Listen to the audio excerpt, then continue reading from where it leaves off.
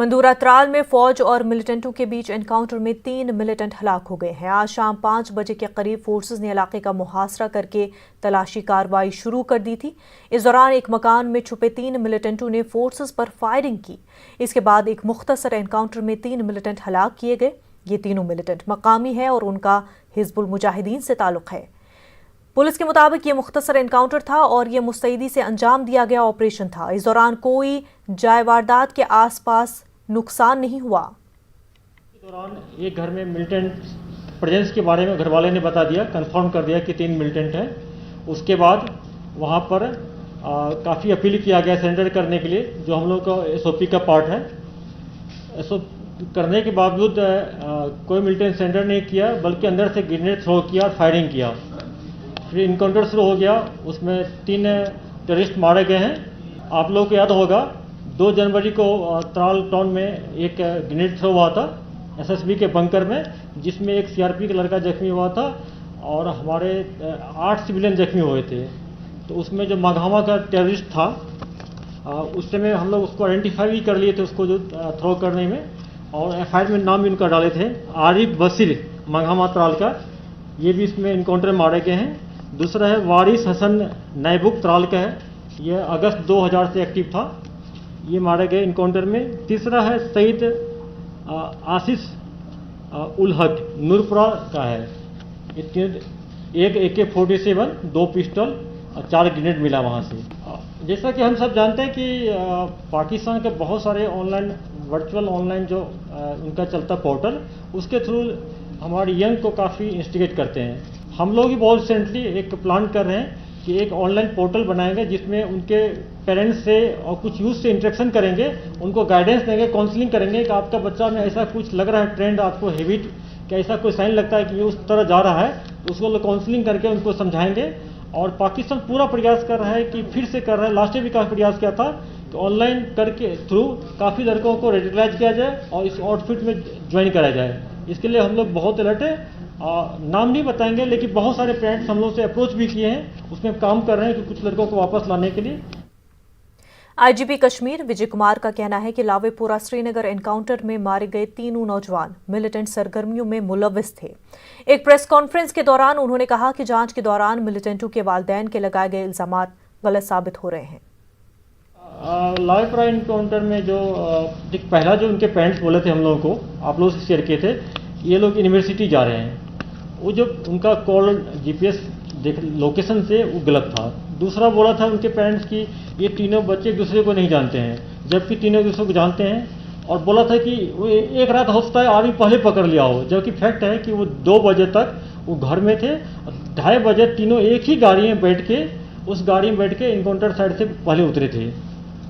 तो उनका जो भी स्टेटमेंट आ रहा है उनके पेरेंट्स का गलत आ रहा है। उसमें से एक ऐसा भी है जिसको 2019 में SOG कैंप पुलवामा में बुला के उसको समझाया गया था, पुलिस वाला के बेटा है, उसको कुछ पूछताछ किया गया था, फिर काउंसलिंग करके छोड़ दिया गया था। वो मिलिटेंट के साथ वो भी चलता था। और दूसरी बात है कि जब उसका हम CTR एनालिसिस किए, उसमें तीनों जो एसोसिएट मारे गए हैं, ये वहाँ के लोकल OGW से फ्रिक्वेंटली बात करते हैं, CTR से। तीसरा है कि जो मेटा डाटा जो उनसे मिला है, मोबाइल से मिला होंगे, उस डाटा से है, उसमें 2 जो है पुलवामा का, वो जो उनका जो IPDR जो मिल रहा है, IP एड्रेस मिल रहा है, वो पाकिस्तान है। वो ये सब चीज हम लोग केस फाइल में डालेंगे पूरा। उसके बाद तीसरा और सुनिए, एक और उसमें जो सोफियन का एक है, उसमें वो 2 वर्चुअल नंबर से पाकिस्तान के टॉप कमांडर के साथ फ्रीक्वेंटली बात करते थे। ये मेटा डाटा हमारे पास मिल गया है। अब जरा डाटा जिसको जैसे हम लोग चार्टिंग करते हैं, तो उसमें जो क्या कंटेंट है, क्या लिखा है, क्या बात किया है, इसको लाने में टाइम लग रहा है। हमको हाईली सेंसिटिव है, क्योंकि मोबाइल भी डैमेज हो गया था पूरा, ये भी हमको मिल जाएगा। ये सारे पार्ट केस फाइल का पार्ट होगा। जब केस को हम लोग फाइनल रिपोर्ट कोर्ट को देंगे, तो उस टाइम ये सब डाटा वहां देंगे। जम्मू कश्मीर अपनी पार्टी के सदर सईद अल्ताफ बुखारी ने साबिका रियासत जम्मू कश्मीर की इमलाक की तकसीम के तरीक़ेकार पर शदीद तशवीश का इजहार किया है। उन्होंने कहा कि आबादी की बुनियाद पर असासों की तकसीम होनी चाहिए। सईद अल्ताफ बुखारी श्रीनगर में मीडिया से मुखातिब थे। उन्होंने कहा कि हाल ही में JK बैंक का 8.23% हिस्सा लद्दाख के साथ साझा किए जाने का कोई जवाज़ नहीं है। याद रहे कि आर्टिकल 370 मनसूखी के बाद जम्मू कश्मीर के असासों की तकसीम हो रही है। तो गई 5 अगस्त 2019 को, घर टूट गया, रियासत रही नहीं। लेकिन अब हमारे असासे बांटे जाते हैं और हमें पता भी नहीं। आपने देखा होगा पहले जो पुरानी रियासत जम्मू कश्मीर थी, कश्मीर हाउस, टनकयापुरी और इसी तरह बाकी जायदादें बांटी गई, लद्दाख को दिया गया, किसी से पूछा नहीं गया। जो लोग बांट रहे हैं ना उनका ताल्लुक पुरानी रियासत से है और ना उनका ताल्लुक आज की यूनियन टेरिटरी से है। बांटने वाले भी और बंटवाने वाले भी दोनों न इस रियासत के न इस यूनियन टेरिटरी के डोमिसाइल्स या स्टेट सब्जेक्ट्स के लिए। अब आपने देखा होगा जम्मू कश्मीर बैंक 8.23% लद्दाख को दिया गया। भाई किस हैसियत से दे रहे हो? अगर आबादी के तनासुब से देना है तो फिर आबादी के तनासुब से दे दो। ये कोई आबादी का तनासुब तो है नहीं। मुझे बताइए 2.5 लाख आबादी है लद्दाख की, 8.23% कैसे उनको बनेगा? 1 करोड़ 30 लाख आबादी हमारी अर्शवाइल स्टेट की, उसमें 2.5 लाख उनकी आबादी। और अगर हमारे असासे ऐसे बांटे जा रहे हैं, क्या कर्जा भी इसी हिसाब से फिर बांटा जाएगा? सदर जमहूरिया ने आज पार्लियामेंट के दोनों ऐवानों के मुश्तरका इजलास से खिताब किया। उन्होंने कहा कि जम्मू कश्मीर के अवाम भी हुकूमत की तरक्याती पॉलिसियों की हिमायत में आगे आए हैं। रामनाथ कोविंद के मुताबिक DDC चुनाव कामयाबी के साथ इख्तिताम पजीर हुए। सदर जमहूरिया ने बताया कि मरकज के ज़ेर इंतजाम इलाके बनाए जाने के बाद अब लद्दाख के अवाम खुद से अपने इलाके की तरक्की से मुतल्लिक फैसले तेजी से ले रहे हैं। कुछ वर्षों में देश ने अनेक ऐसे काम कर दिखाए हैं जिनको कभी बहुत कठिन माना जाता था। आर्टिकल 370 के प्रावधानों के हटने के बाद जम्मू कश्मीर के लोगों को नए अधिकार मिले हैं। मेरी सरकार की विकास नीति को जम्मू कश्मीर के लोगों ने भी भरपूर समर्थन दिया है।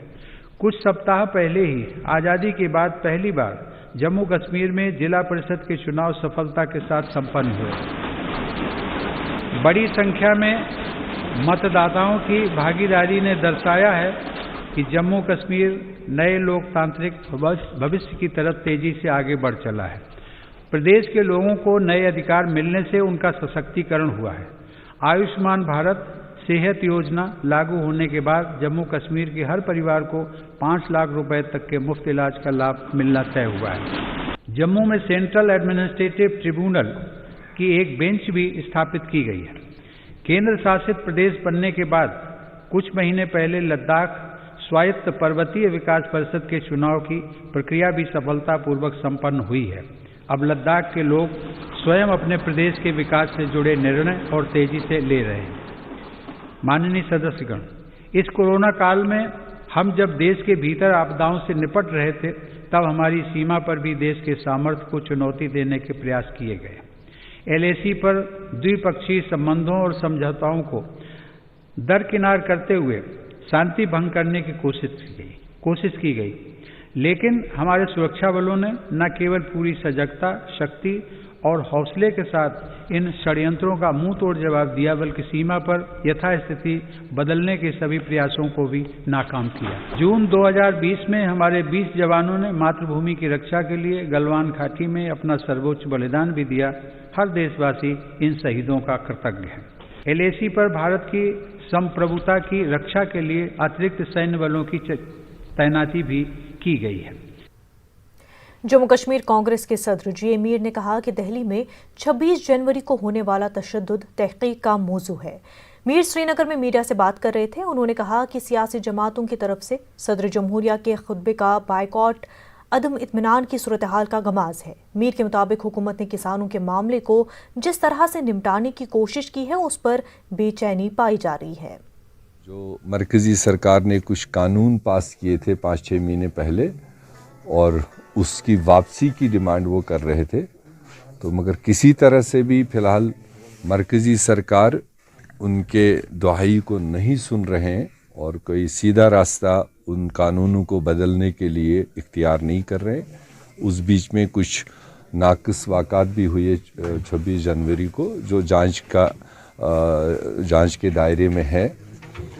तो उस किसानों के सपोर्ट के सिलसिले में यूथ कांग्रेस मुल्की सतह पर एक मुट्ठी किसानों के नाम से आज का दिन रखा था कि जो देश के नौजवान हैं, देश के किसान हैं, देश के व्यापारी हैं, देश के कई सारे वर्ग इस वक्त परेशान है मरकज़ी सरकार के जो इख्तियार किए हुए पॉलिसीज़ है। और सरकार होती है by the people, of the people, for the people. बिल्कुल उसका अपोजिट दिख रहा है कि लोग कुछ चाहते हैं और सरकार उसके अपोजिट करती है, जो लोगों को अपने हित के बारे में नहीं दिखता है। तो ऐसे में आज एक बहुत बड़ा लम्हा फिक्रिया है, लोगों की चुनी हुई सरकार है, जिन लोगों ने आपको चुन के भेजा है उन्हीं के विरुद्ध आप कानून बना रहे हैं, ये जमहूरियत का तकाजा नहीं। जिला पुलवामा में प्रधानमंत्री उज्ज्वला स्कीम में बड़े पैमाने पर धांधलियों का मामला सामने आया है। मुफ्त गैस कनेक्शन फराहम करने में धांधलियों के बाद 3 गैस कंपनियों के डीलर्स के खिलाफ कार्रवाई के अहकाम सादर किए गए हैं।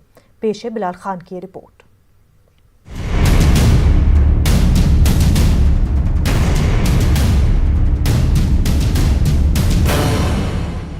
मरकजी हुकूमत की जानिब से बीपीएल कुंभों के लिए मुफ्त गैस कनेक्शन फराहम करने के अमल में बड़े पैमाने पर धांधलियों का मामला सामने आया है। ये घपला पुलवामा में उस वक्त सामने आया जब जिला के मुख्तलिफ इलाकों से ताल्लुक रखने वाले अफराद ने शिकायत की कि इन्हें उज्ज्वला स्कीम के तहत 2 बरस गुजर जाने के बावजूद गैस फराहम नहीं हुई है। डीसी पुलवामा ने तहकीकात के लिए खुसूसी कमेटियां तश्कील दी। जाँच में मालूम हुआ कि पुलवामा में 3 गैस कंपनियों के डीलर्स को तकरीबन 50,000 कनेक्शन इस स्कीम के तहत फराहम किए गए थे। तहकीकात के दौरान पाया गया कि जमीनी सतह पर फर्जी नामों पर सब्सिडी की रकम निकाली गई है। 3 कंपनियों की एजेंसियों के खिलाफ केस दर्ज करने के अहकाम दिए गए हैं। और हमने पूरे डिस्ट्रिक्ट में जो हमारे 10 एजेंसियां, जो 10 से 12 एजेंसियां, गैस एजेंसियां, उनको फोकस किया। पहले फेज में हमने 3 एजेंसीज को फोकस किया और प्रिलिमिनरी इन्वेस्टिगेशन से यही पता चलता है कि इसमें बहुत सारी डिस्क्रिपेंसीज है, बहुत सारी हैंकी पैंकी हुई। यही वजह है कि डीसी साहब ने कल डायरेक्शन बाज़ाब्ता तौर पर जारी किए हैं कि कंपनीज के खिलाफ बाज़ाब्ता एफआईआर लॉन्च किया जाए। उज्ज्वला स्कीम के तहत कोविड-19 के दौरान मुफ्त राशन के साथ साथ 3 गैस सिलेंडर मुफ्त फराहम करने थे। पुलवामा में जांच के दौरान पाया गया कि बेशतर अफराद को मुफ्त सिलेंडर फराहम नहीं किए गए। इस घपले के सामने आने के बाद मुख्तलिफ इलाकों में खुसूसी टीम ने गैस एजेंसियों की जानिब से कायम किए गए काउंटर्स को सील किया।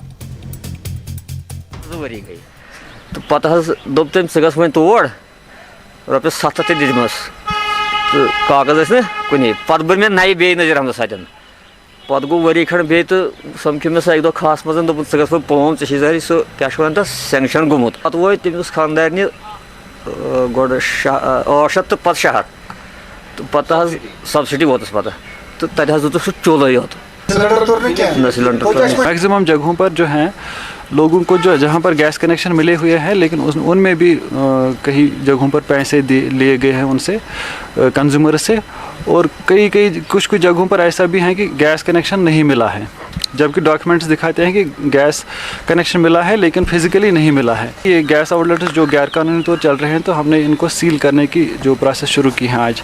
अभी तक हमने तहसील पुलवामा में लगभग 20 के करीब गैस आउटलेट्स सील किए हुए हैं जो इलीगली चल रहे थे। तो आगे हम इसमें देखेंगे और क्या कर।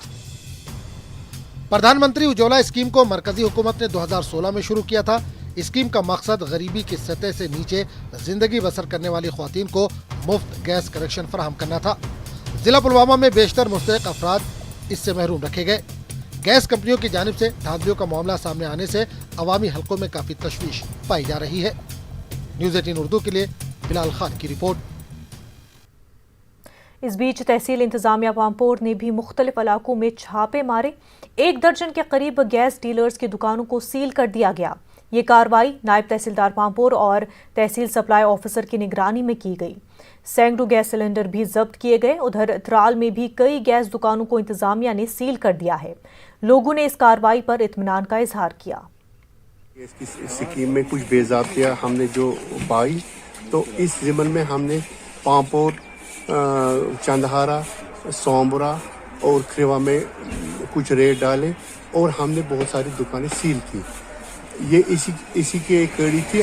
जहाँ भी हमें ये लगा कि यहाँ कुछ बेज़ाब्तियाँ हो गई हैं, तो हमने वो। वक्त हो गया एक छोटे से ब्रेक का।